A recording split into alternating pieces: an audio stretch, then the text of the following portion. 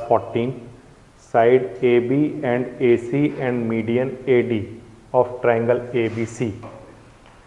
यहाँ पर सबसे पहले बना लेते हैं हम एक ट्राइंगल ABC और इसका एक मीडियन भी बनाना है, मीडियन है AD। ठीक है, are respectively proportional to the side PQ, PR and median PM of another triangle PQR। तो एक ट्राइंगल बना लेते हैं PQR।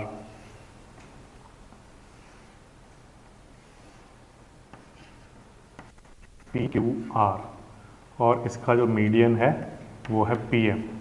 ठीक है, तो क्या गिवन है क्वेश्चन में, सबसे पहले तो वो लिख लेते हैं फिगर बनाने के बाद। गिवन हमारे पास है AB, AC एंड AD। इस वाले ट्राइंगल का AB, AC एंड AD ये तीन साइड, दूसरे वाले ट्राइंगल का PQ, PR एंड PM, इनके कैसे हैं, प्रोपोर्शनल। ठीक है, मतलब AB अपॉन PQ और AC अपॉन PR और AD अपॉन PM, इनका रेशियो आपस में इक्वल है, ये हमें गिवन है। ठीक है, क्या शो करना है वो लिख लो।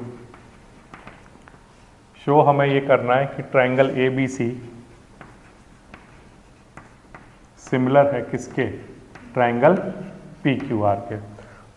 तो दो ट्राइंगल को सिमिलर आप कैसे प्रूफ करते हो, तो दो ट्राइंगल को सिमिलर प्रूफ करने के लिए या तो दो एंगल आपस में इक्वल आ जाए, है ना, या तीनों साइड्स का रेशियो इक्वल हो जाए, करस्पॉन्डिंग साइड्स का रेशियो इक्वल आ जाए, या दो साइड और उनके बीच का एक एंगल आपस में इक्वल आ जाए।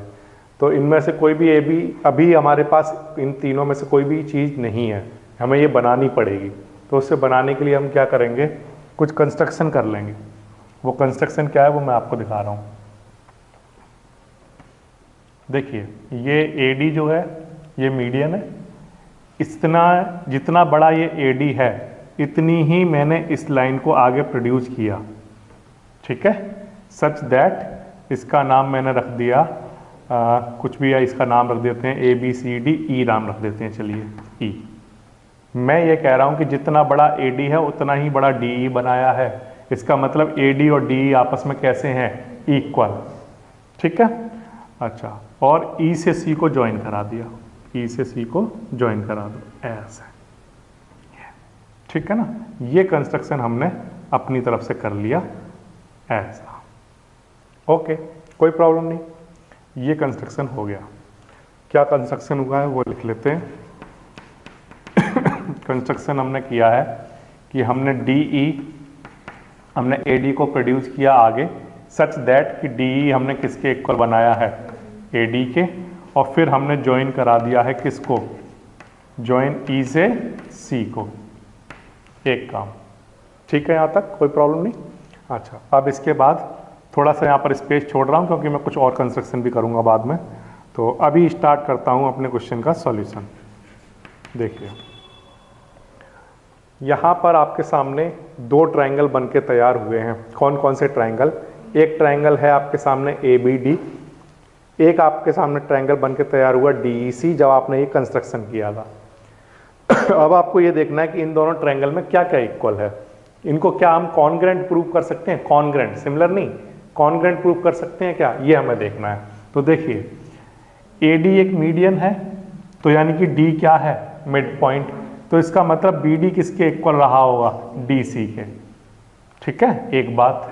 दूसरा हम क्या बनाएंगे, AD किसके इक्वल बनाया है हमने, DE के, DE और AD आपस में इक्वल बनाए हैं, तो ये इक्वल है इसके, दो चीज़ है। और तीसरा, ये एंगल और ये एंगल कैसे हैं, वर्टिकली अपोजिट एंगल। तो मैं कह सकता हूं कि ये दोनों ट्रायंगल आपस में कैसे हैं, कॉन्ग्रेंट। कॉन्ग्रेंट है कौन सी कॉन्ग्रेंसी से, साइड एंगल साइड। ठीक है, तो मैं यही कर रहा हूं। सबसे पहले प्यारे बच्चों, मैं ये दो ट्रायंगल लेकर चल रहा हूं। पहला मेरे पास ट्रायंगल है ADB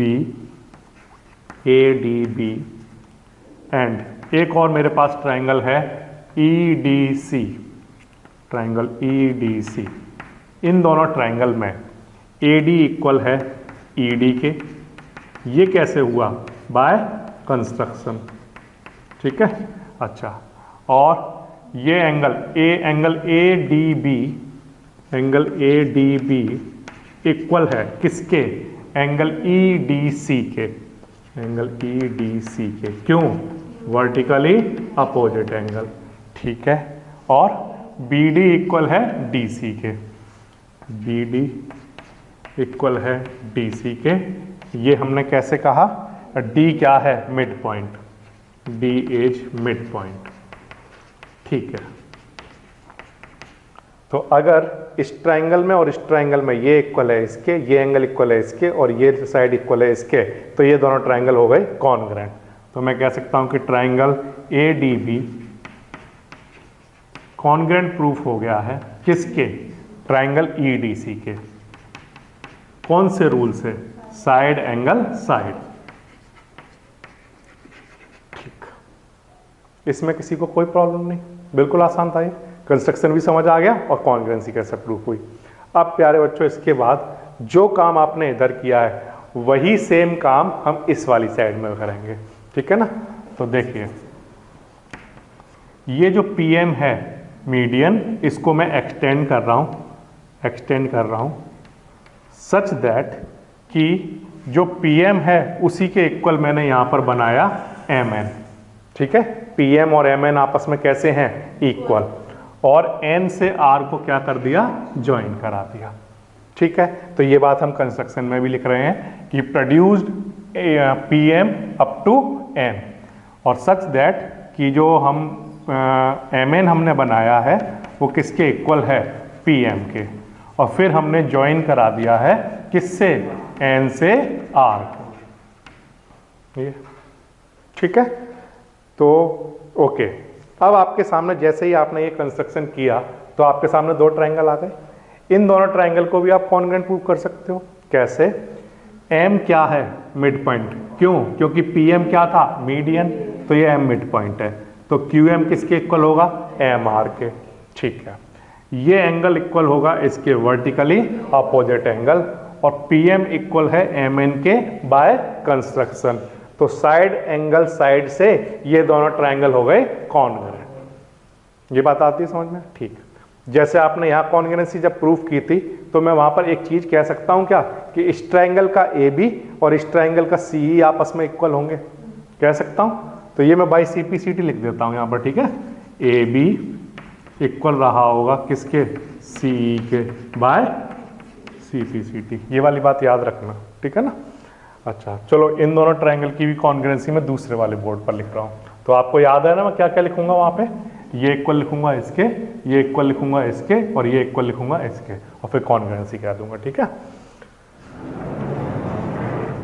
दो ट्रायंगल हैं मेरे पास। ट्रायंगल का नाम आप मुझे बताइए क्या क्या है? पी एम क्यू एंड दूसरा ट्रायंगल का नाम बताइए एन एम आर। ठीक है, एन एम आर। इन दोनों ट्रायंगल में क्यू एम इक्वल है किसके? एम आर के। ये क्यों है? क्योंकि एम क्या है? Mid point, M is mid point. Okay, दूसरी चीज बताइए, एंगल पी एम क्यू किसके इक्वल है? एंगल एन एम आर के। ये क्या है? Vertically opposite angle. अच्छा, तीसरी चीज बताइए, हाँ, पीएम किसके इक्वल है? एम एन के। पीएम इक्वल है एम एन के। ये क्यों है? By construction. ऐसे, ठीक है। तो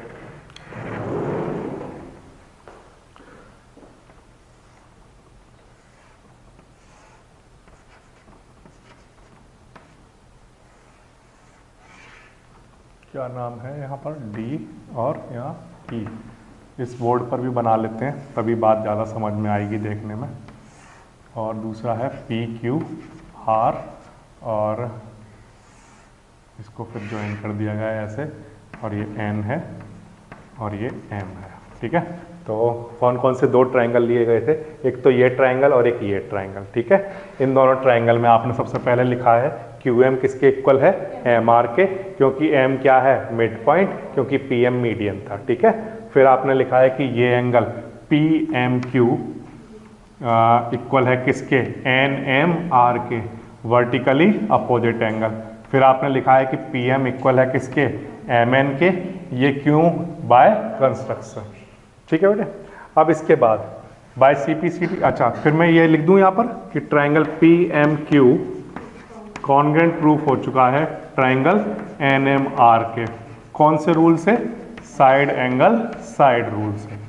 तो मैं कह सकता हूं by C P C T, क्या अगर ये दोनों ट्राइंगल कॉन्ग्रेंट हैं तो एन आर और पी क्यू आपस में कैसे होंगे, इक्वल, एन आर और पी क्यू आपस में होंगे इक्वल। ये आपने मुझे कैसे बताया, by C P C T, ठीक है प्यारे बच्चों।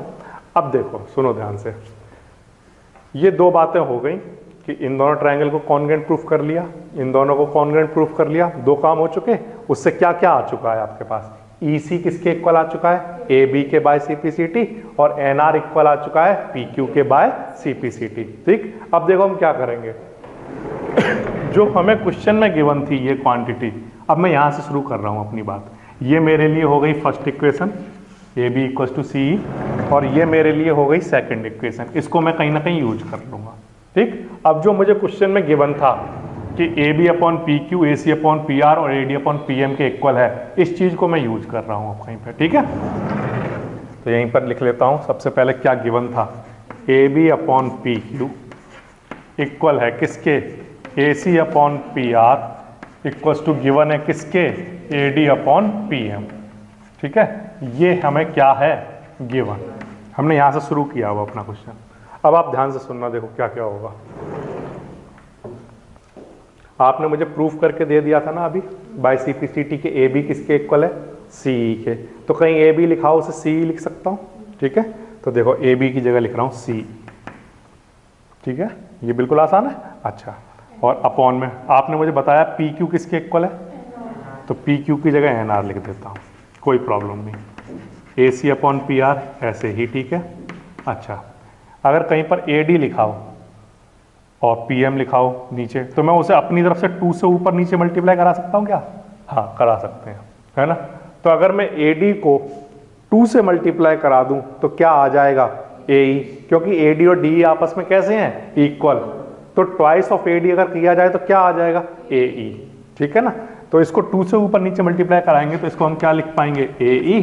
अच्छा, इसी तरह से PM और MN आपस में इक्वल है, तो अगर इसे 2 से मल्टीप्लाई कराएंगे तो क्या कह पाएंगे, PM, तो यहां पर लिख लिया PM, ये आ जाएगा, ठीक।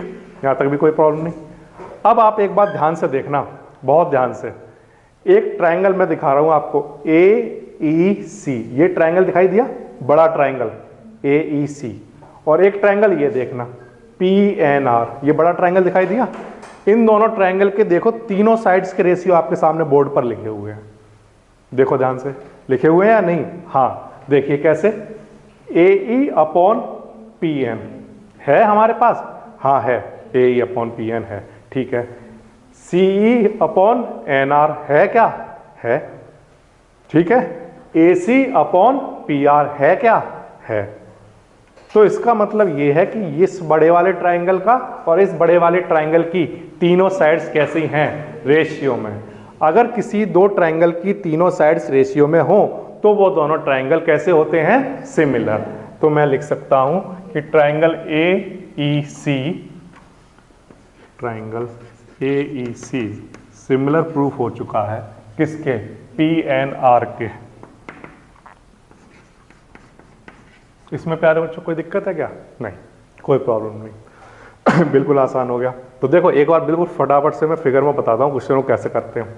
ट्रायंगल ABC और ट्रायंगल PQR में, ठीक है, हमें गिवन क्या है, ये क्वांटिटी। तो सबसे पहले तो ये लिख लोगे, ठीक है, कि AB AC AD, ये तो ऊपर लिख लो। इनके प्रोपोर्शनल क्या क्या है, PQ PR और PM, ठीक है, ये लिख लो गिवन।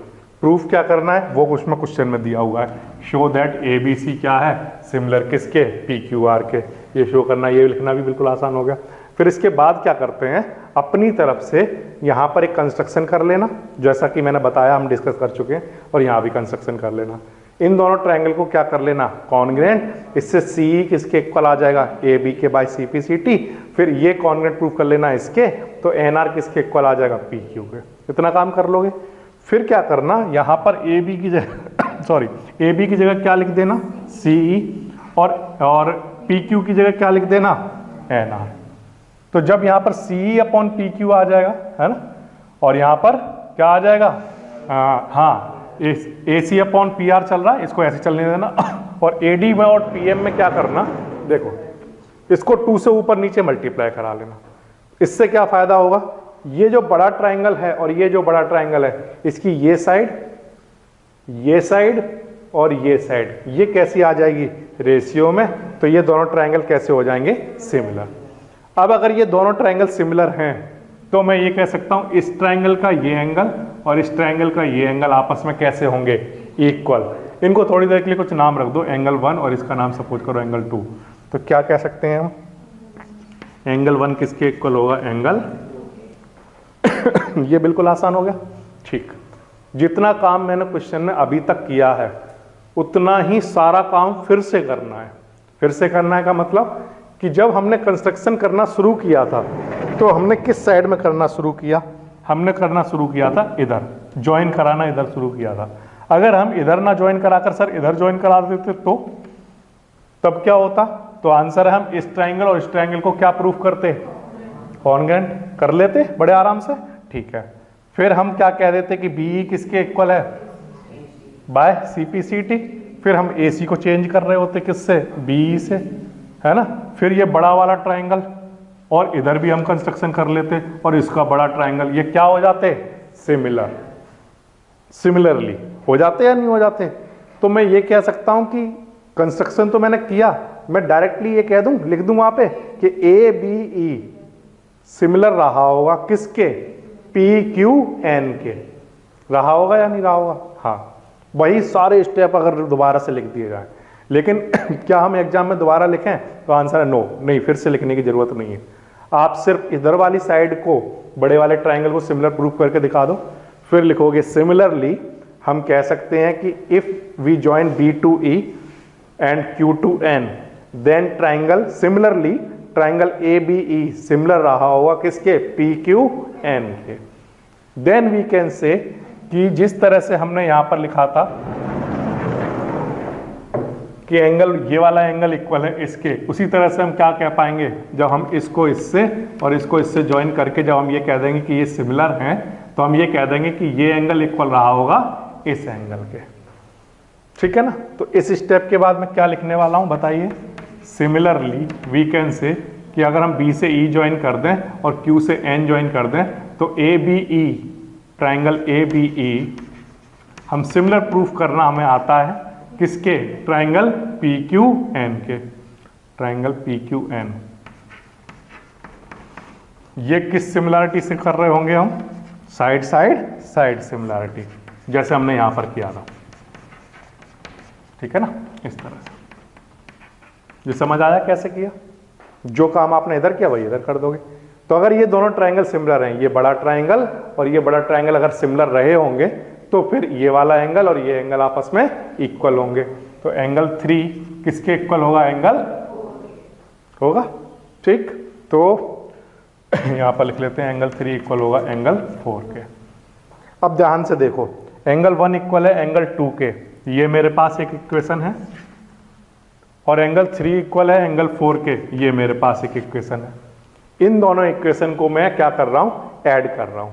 ठीक, तो इससे क्या फायदा होगा, देखो एंगल 1 के साथ ऐड होगा एंगल 3, 1 के साथ क्या ऐड होगा 3, और 2 के साथ क्या ऐड होगा 4।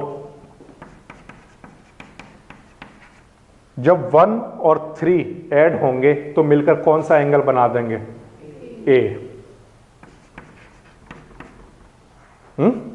अच्छा, 2 और 4 जब आपस में ऐड होंगे तो कौन सा एंगल बना देंगे, एंगल पी। ये आ जाएगा मेरे पास, एंगल ए किसके इक्वल है, एंगल पी के। अब आप फिर से ध्यान से देखो, 2 ट्रायंगल लेकर चल रहा हूं जो मेरे ओरिजिनल ट्रायंगल हैं, triangle A B C and दूसरा ट्रायंगल कौन सा, पी क्यू आर, जो मुझे सिमिलर प्रूफ करने हैं। अब इन दोनों ट्रायंगल में देखो मैं क्या क्या जानता हूं। क्वेश्चन में मुझे गिवन था ए बी अपॉन में क्या, पी क्यू, ये गिवन था किसके equal, A C upon P are. ये मुझे क्वेश्चन में क्या था, गिवन। और मैं ऑल्सो क्या प्रूफ कर चुका हूं कि एंगल ए किसके इक्वल है, एंगल पी के। ये अभी हमने यहां प्रूफ किया, प्रूव्ड अबव। ठीक, तो अगर ये एक A B upon P Q और A C upon P R equal है और एंगल ए इक्वल है एंगल पी के, तो हम कहेंगे साइड एंगल साइड से ये दोनों ट्रायंगल क्या रहे होंगे, सिमिलर। तो triangle A B C similar proof हो गया ट्रायंगल पी क्यू आर के, कौन से रूल से, साइड एंगल साइड सिमिलरिटी। इस तरह से होता है ये क्वेश्चन। ठीक, तो सबसे पहले तो आप ट्रायंगल ए बी सी और पी क्यू आर में इधर कंस्ट्रक्शन करो, इधर कंस्ट्रक्शन करने के बाद ये इसके कॉन्ग्रेंट प्रूफ करो, ये इसके कॉन्ग्रेंट प्रूफ करो, वहां से सी और ए बी आपस में इक्वल आते हैं और एन आर और पी क्यू आपस में इक्वल आते हैं। ठीक, इससे क्या होता है, जो आपके पास गिवन चीज थी उसमें आप चेंज कर देते हो। ए बी की जगह क्या लिख पाते हो, सी, ए सी की जगह क्या लिख पाते हो, सॉरी ए सी अपॉन पी आर ऐसे रहने देते हो, और पी क्यू की जगह क्या लिख पाते हो आप, पी क्यू की जगह एन आर, ए बी की जगह सी और पी क्यू की जगह N R. A C upon P R ऐसे ही लिखा रहने देते हो। A D upon P M को 2 से ऊपर नीचे मल्टीप्लाई करा लेते हो, तो वो क्या बन जाता है, ए डी को 2 से मल्टीप्लाई कराते हो तो ए ई, और इसको 2 से मल्टीप्लाई कराते हो तो, क्योंकि ये दोनों आपस में इक्वल है। तो फिर हम देखते हैं कि अच्छा ये बड़े वाले ट्रायंगल की तीनों साइड्स कैसी आ जाती हैं, प्रोपोर्शन में। तो हम कह देते हैं कि ये दोनों बड़े वाले ट्रायंगल कैसे हैं, सिमिलर। तो एंगल 1 किसके इक्वल होगा, एंगल 2 के। फिर से हम पूरा क्वेश्चन करेंगे, सिमिलर वही प्रोसेस बनाएंगे। अब इस बार कंस्ट्रक्शन इधर करेंगे। ठीक, इधर जब हम कंस्ट्रक्शन करेंगे तो फिर से वही, ये इसके कॉन्ग्रेंट, ये इसके कॉन्ग्रेंट, फिर वही सारे स्टेप चलेंगे। तो उससे क्या होगा कि ये बड़ा वाला ट्रायंगल और ये बड़ा वाला ट्रायंगल क्या हो जाएंगे, सिमिलर।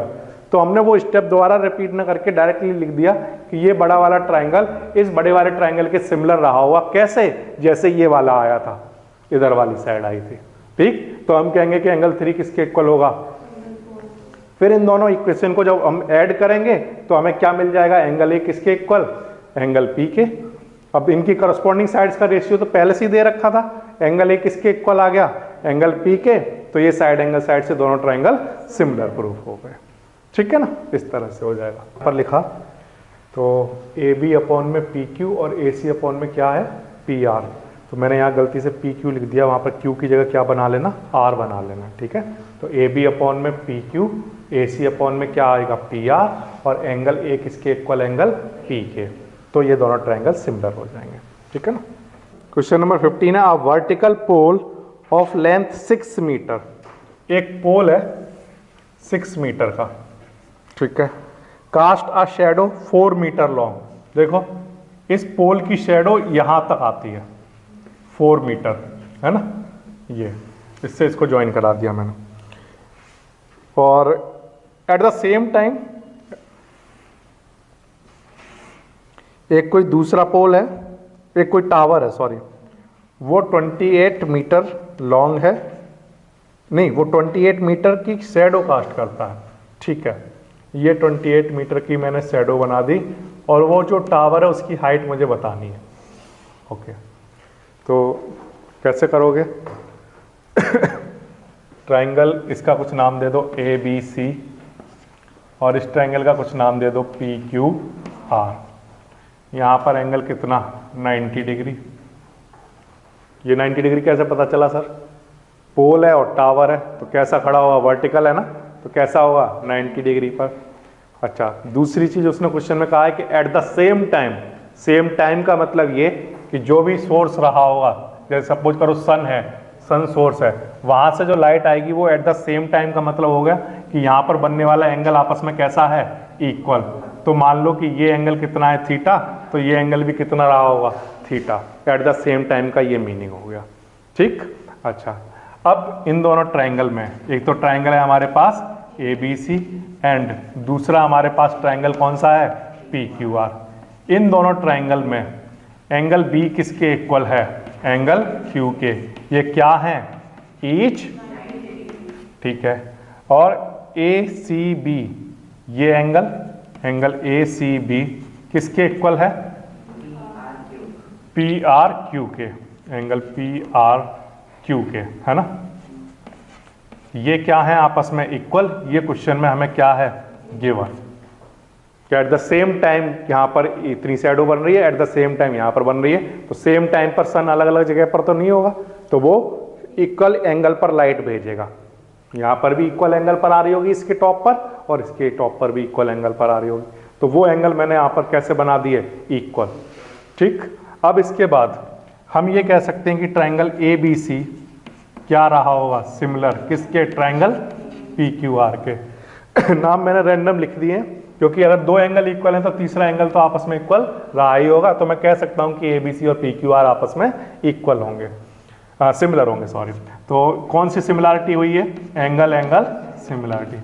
अगर ये दोनों ट्रायंगल सिमिलर हैं तो इनकी करस्पॉन्डिंग साइड्स रेशियो में होंगी, मतलब ए बी अपॉन में क्या, P Q, A B upon P Q similar रहा, इक्वल रहा होगा किसके, B C upon Q R के, B C upon Q R. तो ए बी कितना गिवन है क्वेश्चन में, 6, और पी क्यू कितना गिवन है, एच, बी सी कितना गिवन है, 4, ठीक है, और क्यू आर कितना गिवन है, 28, ठीक है। एच इधर लाइए, एच इंटू में 4 और 28 इधर लाइए, ठीक है, 4 से डिवाइड करा दीजिए, तो 6 इंटू 28 अपॉन 4 कितना, 42 क्या मीटर, कितना आपका आंसर आ जाएगा, ठीक है ना। बिल्कुल आसान क्वेश्चन, ये समझ आया कैसे किया, पहले इनको सिमिलर प्रूफ कर लेना, फिर इनके रेशियो आपस में इक्वल आ जाएंगे, ठीक है। और एंगल वाली बात समझ में आ गई, पोल है, टावर है, तो वर्टिकली खड़े हैं, तो यहाँ पर एंगल ऑफ कोर्स कितना होगा, 90 डिग्री, ये तो अंडरस्टूड है। और दूसरा वो कहता है, जो आप क्वेश्चन में एक लाइन पढ़ते हो कि a vertical pole of length 6 metre shade होगा cast 4 metre long on the ground at the same time. ये बात जब वो लिखता है तो वो ये बताता है आपको कि यहाँ पर ग्राउंड के साथ जो एंगल बन रहे हैं इनकी शेडो के, वो कैसे हैं, इक्वल, ठीक है ना। ये तो इस तरह से आप बना लोगे इसको, तो रेशियो इक्वल आने के बाद एच की वैल्यू आ जाएगी, है ना। क्वेश्चन नंबर है 16, if A D and P M are median of triangle A B C and P Q R. दो ट्राइंगल बना लेते हैं सबसे पहले। तो एक ट्राइंगल है हमारे पास ए बी सी और एक दूसरा ट्राइंगल है P Q R, P Q R. इन दोनों ट्राइंगल में हमें गिवन है कि ए डी मीडियन है और पी एम मीडियन है, ठीक है। तो हमें प्रूफ करके दिखाना है कि A B upon P Q equal होता होगा A D upon P M के, जबकि हमें एक गिवन है। गिवन हमें क्या है कि ट्राइंगल ए बी सी और ट्राइंगल पी क्यू आर पहले से कैसे हैं, सिमिलर, ठीक है। तो प्रूफ देखिए इसका। सबसे पहली चीज, triangle A B C similar given है ट्राइंगल पी क्यू आर के, ठीक है, ये हमें गिवन है। अगर ट्राइंगल ए बी सी और triangle P Q are similar हैं तो इनके करस्पॉन्डिंग साइड्स रेशियो में होंगी और इनके करस्पॉन्डिंग एंगल आपस में इक्वल होंगे। तो ए बी अपॉन में पी क्यू किसके इक्वल रहा होगा, B C upon Q R के, ऐसा रहा होगा, है ना। And also A C upon P R रहा होगा, बट उसकी मुझे अभी ज़रूरत नहीं है, ठीक है। अच्छा, A B upon P Q equal है B C upon Q R के, और बी सी, अच्छा यहाँ पर ए डी क्या है, मीडियन है ना, तो मैं ये कह सकता हूँ कि बी सी का अगर हाफ कर दूँ तो क्या आ जाएगा, बी डी आ जाएगा। अच्छा, इसी तरह से पी एम मीडियन है, तो यानी एम मिड पॉइंट है। अगर एम मिड पॉइंट है तो क्यू एम क्या रहा होगा, हाफ ऑफ, ठीक है ना। तो यहाँ पर B C upon Q R को ऊपर नीचे किससे डिवाइड करा रहा हूँ, हाफ से ऊपर और हाफ से नीचे, ऐसा कर सकता हूँ। तो इससे क्या फ़ायदा होगा, कि A B upon P Q किसके इक्वल आ जाएगा, हाफ ऑफ बी सी को क्या लिख सकते हैं, बी डी, है ना, और क्यू आर का हाफ क्या आ जाएगा, क्यू एम। ये आ गया हमारे पास। अब आपको दो ट्रायंगल दिखा रहा हूं, एक ट्रायंगल है ए बी डी, ये वाला ट्रायंगल, और एक ट्रायंगल है P Q M, triangle P Q M. इनमें देखिए हमारे पास क्या क्या है, A B upon P Q किसके इक्वल है, B D upon Q M के। ये हमने यहाँ प्रूफ कर लिया था, यही चीज़ लिख रहा हूँ मैं यहाँ पर, A B upon P Q equal है B D upon Q M के। ये हमने ऊपर प्रूव कर लिया, प्रूव्ड अबव। ठीक, एंगल और ये अपॉन ये आ गया, और B D upon Q M, और एंगल बी किसके इक्वल है, एंगल बी इक्वल है एंगल क्यू के। क्यों, क्योंकि ट्रायंगल ए बी सी क्या गिवन है, सिमिलर किसके, ट्रायंगल पी क्यू आर के। तो एंगल बी और क्यू आपस में कैसे रहे होंगे, ठीक है। तो इस ट्रायंगल में और इस ट्रायंगल में A B upon P Q का रेशियो, एंगल बी इक्वल है एंगल क्यू के, और B D upon Q M का रेशियो आपस में इक्वल है। ठीक, तो हम कह सकते हैं कि ये दोनों ट्रायंगल क्या रहे होंगे, सिमिलर। तो triangle A B D similar रहे होंगे ट्रायंगल पी क्यू एम के। ठीक है, कौन सी सिमिलरिटी से, साइड एंगल साइड। और अगर ये दोनों ट्रायंगल सिमिलर हैं तो इनकी कॉरस्पॉन्डिंग साइड्स रेशियो में रही होंगी। तो हम कह देंगे कि अगर these two triangles are similar then A B upon में पी क्यू किसके इक्वल रहा होगा, A D upon P M के।